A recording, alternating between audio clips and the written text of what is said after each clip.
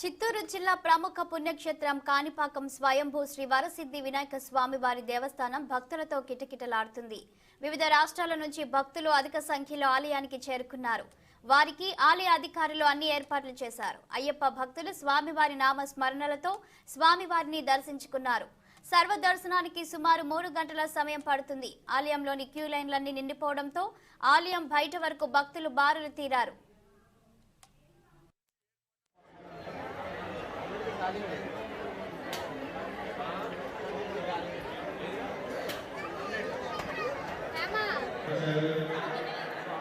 Vijayawada